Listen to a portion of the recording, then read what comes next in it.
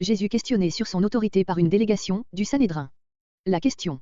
Pendant que Jésus enseigne dans le temple, les membres du Sanhédrin l'interrogent sur la nature et l'origine de l'autorité qu'il s'attribue. 1, 2. La réponse de Jésus. Il demande si le baptême de Jean venait du ciel ou des hommes. 3, 4. Embarras des adversaires et refus de Jésus. S'ils répondent du ciel, Jésus leur reprochera de n'y avoir point cru.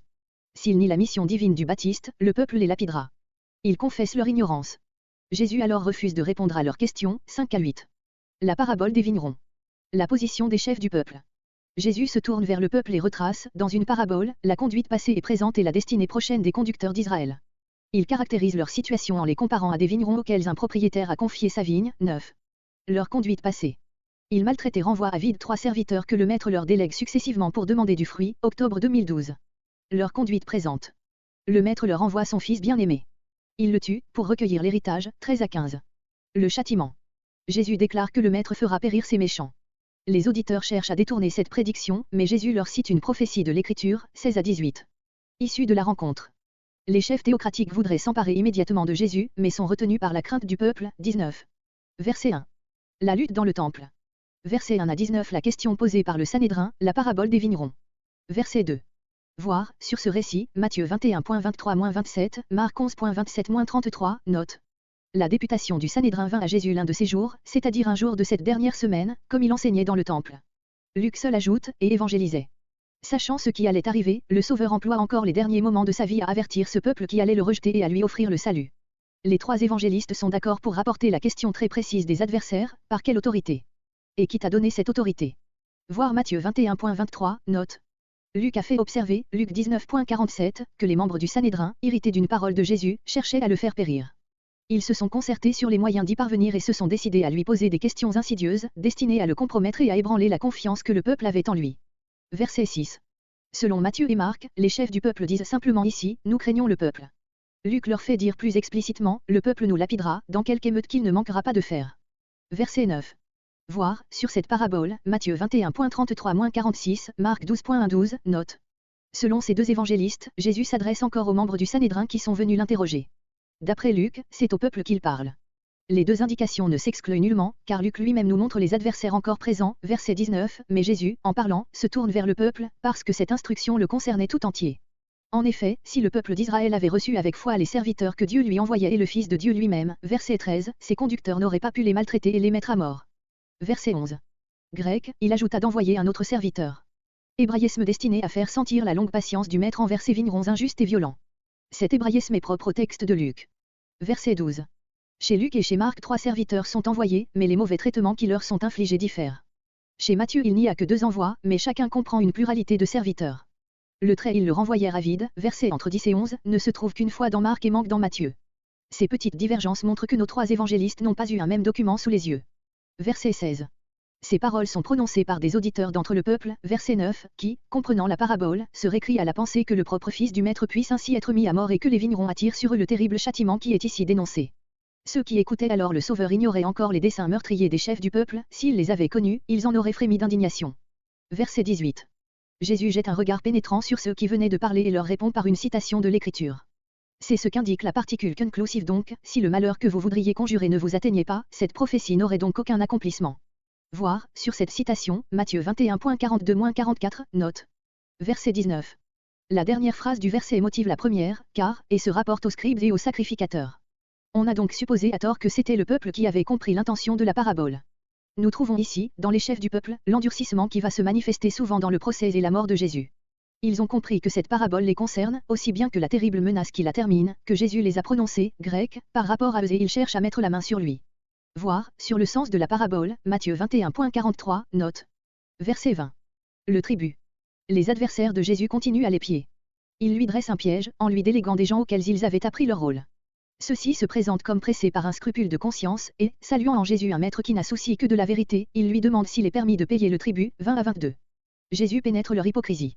Il demande un denier, et, leur en montrant l'image et l'inscription, rendez à César, leur dit-il, ce qui est à César et à Dieu ce qui est à Dieu, 23 à 25. Ainsi leur tentative échoue. Étonnés, ils gardent le silence, 26. La vie future. La question des Sadducéens. Quelques Sadducéens tentent de mettre Jésus dans l'embarras en faisant à la doctrine de la vie future une objection qu'ils tirent de l'institution mosaïque du Lévira, 7 frères épousent successivement la même femme, auquel appartiendra-t-elle à la résurrection. 27 à 33. La réponse de Jésus. Il n'y aura plus de mariage dans le siècle à venir, car après la résurrection les hommes seront immortels, semblables aux anges, fils de Dieu. Quant au fait même de la résurrection, il est attesté par Moïse, qui nomme Dieu le Dieu d'Abraham, d'Isaac et de Jacob, or Dieu n'est pas le Dieu des morts, mais des vivants. Cette réponse arrache une parole d'approbation aux scribes eux-mêmes et réduit au silence les adversaires, 34 à 40. Versets 20 à 40 les questions sur le tribut et sur la vie future. Voir, sur le fait suivant, Matthieu 22.15-22, Marc 12.13-17, note. Les instigateurs de cette nouvelle démarche faite auprès de Jésus, verset 2, note, sont toujours les sacrificateurs et les scribes, qui l'observent de près, l'épient, cherchant l'occasion de se saisir de lui, verset 19. Selon Matthieu et Marc, les agents secrets ou hommes apostés qui lui furent envoyés appartenaient aux deux partis opposés des pharisiens et des hérodiens, les premiers, grands zélateurs des intérêts du peuple juif, les autres, partisans de la politique des Hérodes et des Romains. De là l'observation de Luc que le but de cette délégation était d'abord de surprendre une parole de Jésus, grec de le prendre en faute par parole, c'est-à-dire de trouver dans la réponse qu'il allait faire à leurs questions un motif d'accusation qui leur permit de le livrer à l'autorité et au pouvoir du gouverneur romain. Les uns, considérant que ces deux termes autorité et pouvoir se trouvent habituellement réunis, Luc 12.11, ne veulent y voir qu'une désignation emphatique de la puissance de Pilate. Les autres pensent que l'autorité est le Sanhédrin. Quoi qu'il en soit, la question était habilement choisie pour compromettre Jésus, suivant l'alternative qu'il choisirait, auprès du peuple juif ou bien auprès du gouverneur romain. Les émissaires feignaient, grec hypocritement, d'être justes, c'est-à-dire de venir poser leurs questions par un grand zèle pour la loi. Verset 23. Leur ruse. Matthieu dit leur malice, Marc leur hypocrisie. Le texte reçu ajoute avec A, C, D, pourquoi me tentez-vous? Paroles empruntées aux deux premiers évangiles. Verset 26. Ainsi, le but de la délégation était manqué, verset 20, et, devant le peuple, les adversaires, confus, étonnés, gardant le silence et s'en vont. Le mot que nous traduisons par s'étonner signifie aussi admirer. On comprend que les adversaires, bien que remplis de haine contre Jésus, ne peuvent s'empêcher d'admirer la sagesse de sa réponse. Verset 27. Versets 20 à 40 les questions sur le tribut et sur la vie future.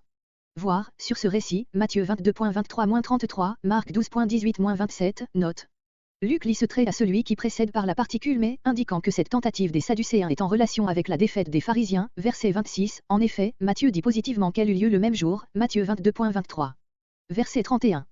Ces versets entre 30 et 31 présentent, dans les manuscrits, diverses variantes, qui ne changent pas essentiellement le sens de la phrase.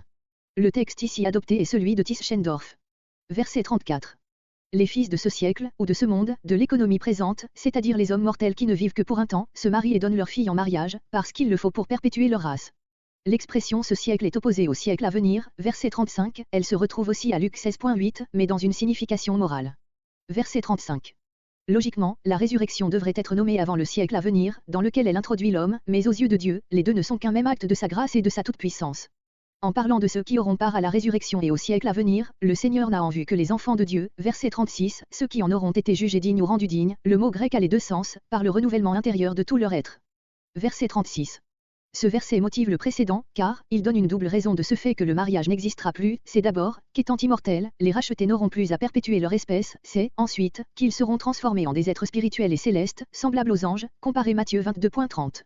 La cause efficiente de cette transformation, c'est la résurrection elle-même, par laquelle Dieu crée de nouveau ses enfants à son image, en sorte que la régénération intérieure qui a lieu en eux ici-bas comprendra alors tout leur être, l'esprit, l'âme et le corps, 1 Thessaloniciens 5.23. C'est ce que le texte exprime par cet hébraïsme, être fils de la résurrection, d'où il suit que les ressuscités sont fils de Dieu, dans un sens spécial et complet, comparé à Jean 3.2. Verset 37. Moïse même et non seulement les prophètes, Ésaïe 26.19-21, Daniel 12.2, Moïse, la seule autorité reconnue par les Sadducéens, a signifié que les morts ressuscitent, le verbe employé veut dire indiquer, révéler par un signe quelque chose de caché, c'est ce qui eut lieu par le nom que Dieu se donna dans son apparition à Moïse près du buisson ardent, Exode 3.6, comparé Marc 12.26, note. Il y a proprement en grec, Moïse a signifié sur ou à l'occasion du buisson, ce qui veut dire, dans le passage où il raconte la vision du buisson, cette traduction est confirmée par les mots, quand il nomme le Seigneur, qui montre que Moïse est ici envisagé comme auteur de l'Exode. Verset 38. Voir, sur cette citation et sur la conclusion que Jésus en tire, Matthieu 22.32, note. Luc seul ajoute ces mots remarquables, car tous vivent pour lui. Tous les croyants et non seulement les trois patriarches ici nommés, vivent pour Dieu, en relation avec lui, bien que, pour les hommes et pour ce monde, il soit mort. Verset 40. Matthieu rapporte que la foule fut frappée de cette profonde interprétation de l'écriture, et Luc nous apprend que même quelques-uns des scribes, plus éclairés ou plus sincères que les autres, se sentirent pressés de l'approuver, car, codex sine ticube, vaincu par lui, ils n'osaient plus lui adresser de questions insidieuses. Verset 41. De qui le Christ est-il fils? Après avoir répondu à toutes les questions de ses adversaires, Jésus pose à son tour une question, comment peut-on dire que le Messie est fils de David, puisque David l'appelle son Seigneur? 41 à 44. Les scribes censurés. Tout le peuple l'écoutant, Jésus met ses disciples en garde contre les scribes, dont ils censurent l'orgueil, l'avidité et le zèle hypocrite. Il dénonce le jugement qui les attend, 45 à 47.